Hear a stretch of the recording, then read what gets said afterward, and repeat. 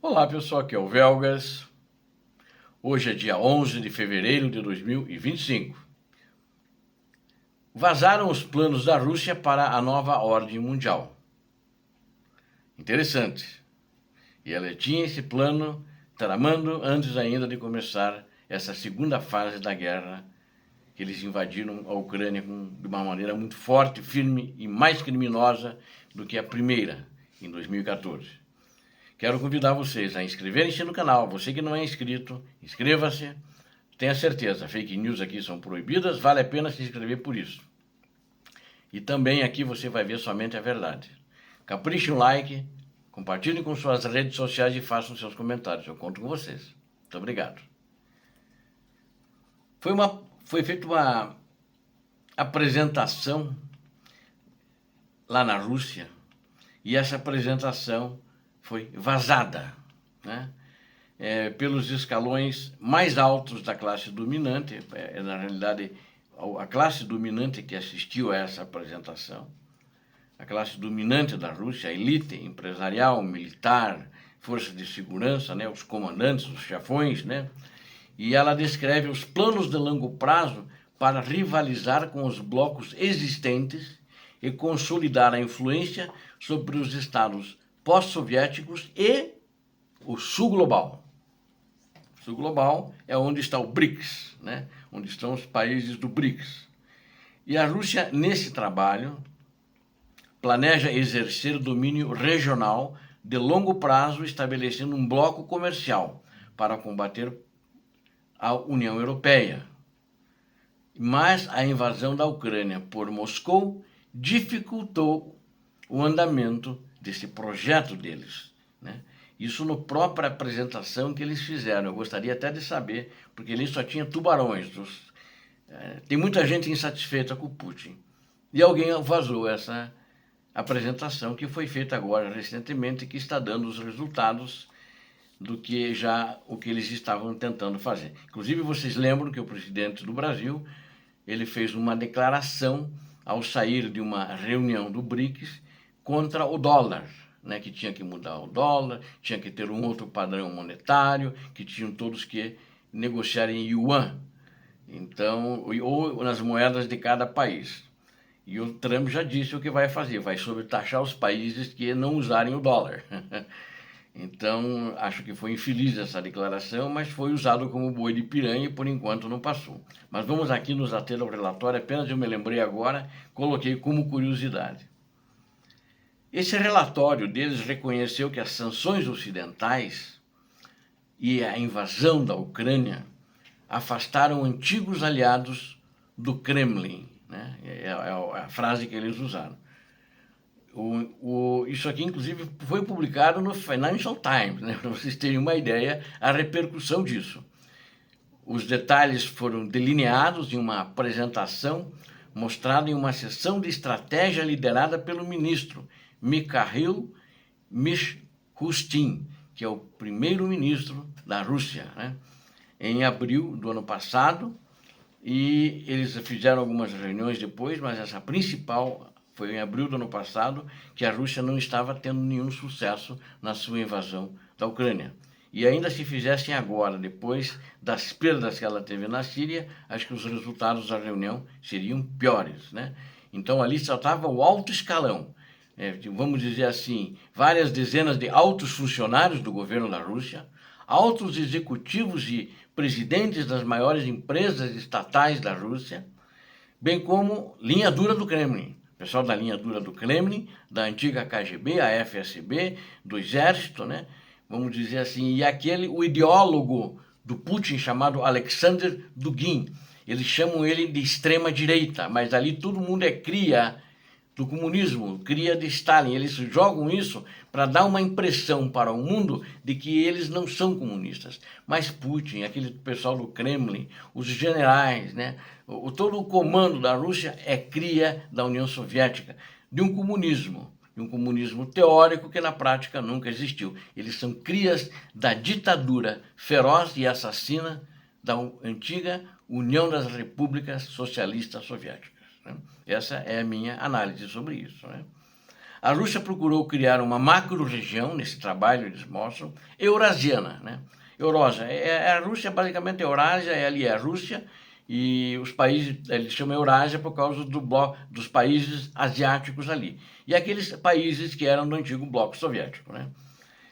Então, eles queriam criar uma macro-região liderada por Moscou, e é claro, o líder seria o ditador russo, o atual ditador russo. Ela seria orientada para o comércio, para restaurar as influências globais, um bloco que também conectaria o sul global, concedendo a cada acesso a matérias-primas, bem como desenvolvendo laços financeiros e de transporte, e visando a questão principalmente desse sul global, as vantagens de ideologias semelhantes. Então, esse negócio de extrema-direita já caiu por terra aí, porque ideologias semelhantes é com a esquerda, por exemplo, da América Latina, que eles chamam de sul global, né? Então, aí, eles iam pegar alguns países que talvez não tenham uma orientação tão de esquerda, como a Índia também, que já está pulando fora, não do BRICS, mas desse apoio à Rússia, né? E a China, que continua sendo comunista, uma ditadura comunista, né? O bloco previa um elemento ideológico, né, que compartilharia uma visão de mundo comum, onde escrevemos regras para, como é que eles disseram? Escrevemos regras para o novo mundo e temos nossa própria política de sanções, afirma o relatório, né? Eles não têm condição de fazer sanção porque o mundo não depende deles. Eles descobriram, depois da guerra da Ucrânia, que eles dependem do mundo, do resto do mundo. Obstáculos resultantes das sanções, o Kremlin também reconheceu sua influência cada vez menor no espaço pós-soviético, em parte devido, repito novamente, às sanções ocidentais à Rússia causadas pela invasão da Ucrânia, pela guerra na Ucrânia, que já tinha sanções em 2014, muito fracas, e que ficaram muito mais fortes a partir de fevereiro de 2022. Né? E a apresentação afirmou que o Ocidente coagiu e motivou as nações da Ásia Central, a maioria delas que já fizeram parte da União das Repúblicas Socialistas Soviéticas, a se afastarem da influência russa. Papo furado, mentira, ela não coagiu ninguém. Todo mundo correu para a OTAN, mas basicamente eram os países da Europa. E porque sabiam que a Rússia ia agir dessa maneira que ela agiu. E principalmente Suécia e Finlândia entraram por último depois da invasão da Ucrânia. Ninguém quer ser a bola da vez. Eles conhecem, a Rússia conhecem a formação do ditador russo, né? De acordo com a apresentação, os meios de se afastar da influência russa incluem acesso a mercados globais. É isso que eles querem. Todo mundo quer ter acesso a mercados globais, melhor qualidade de vida. Os cidadãos podem andar livremente, né, procurar emprego nos outros países. É o caso da União Europeia, que é o melhor bloco econômico que existe no mundo e que deu certo, né? Não dá para dizer hoje que ele deu errado. E tem corredores de transporte, de exportação, cadeias de suprimento, e eles dizem que aí Moscou ficou fora, mas claro que ficou fora. É um país belicista, é um país que quer aumentar as suas terras, é um invasor de terras, não respeita as fronteiras estabelecidas depois da Segunda Guerra Mundial dos países, né? E não respeita a democracia dos outros países. É uma ditadura e sempre foi uma ditadura, né? Além disso, a apresentação que eles fizeram é um choro na realidade, né? Ela afirmou que as nações do Ocidente usaram sanções como alavanca para exigir melhores condições de Moscou quando ajudaram para aqueles que ajudaram a contornar as sanções, ou seja, foi um choramingo, né? Enquanto os aliados da Rússia lucraram com as sanções, expulsando empresas russas de suas jurisdições de origem, assumindo o controle de fluxos de exportação. E daí o pessoal deles, que era da antiga União Soviética, eles que acabaram assumindo o controle de fluxo de importação e exportação, realocando a produção da Rússia de acordo com o relatório. Então eles mostraram aí como ficou o tamanho pequenininho o papel da Rússia na economia mundial. E também o relatório russo acrescenta que os países da Ásia Central buscaram comissões extras para compensar os riscos de violar as sanções, porque tem países que ajudaram eles violando as sanções. A China ajudou, mas comprava também o petróleo, a Índia também, preço baratinho, né? E para contornar essas sanções. E porque eles tinham que enfrentar obstáculos, né? Tem empresas agora de navios independentes que estão sendo sancionadas, porque estavam levando petróleo para a Rússia, né? Então, eles reconhecem, na realidade, que devido às sanções, é muito difícil exercer influência sobre essas nações, mesmo que a invasão da Ucrânia por Moscou resultasse em uma vitória russa. Eles reconhecem, se a Rússia tivesse vitória, continuariam as sanções. E o Kremlin então procurou jogar o jogo longo para manter a influência sobre o espaço pós-soviético na Ásia Central, apelando para a sua história compartilhada e agindo como se respeitasse a sua independência. Nunca respeitou a independência de ninguém. Moscou é Moscou, pensa só nele, no poder deles, né?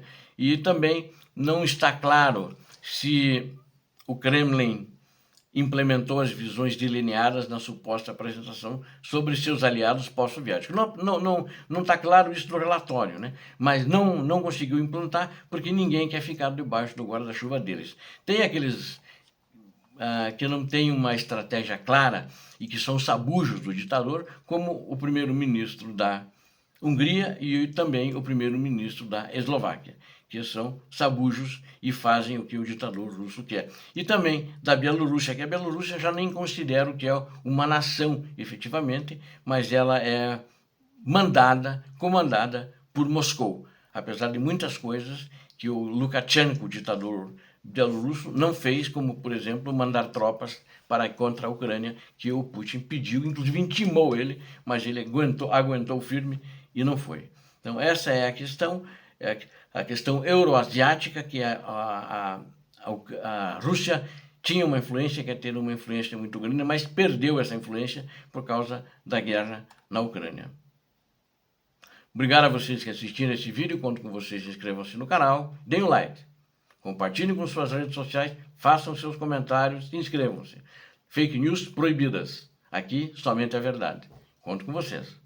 Deus abençoe a Ucrânia, Deus abençoe o Brasil, paz e bem, paz para toda a humanidade.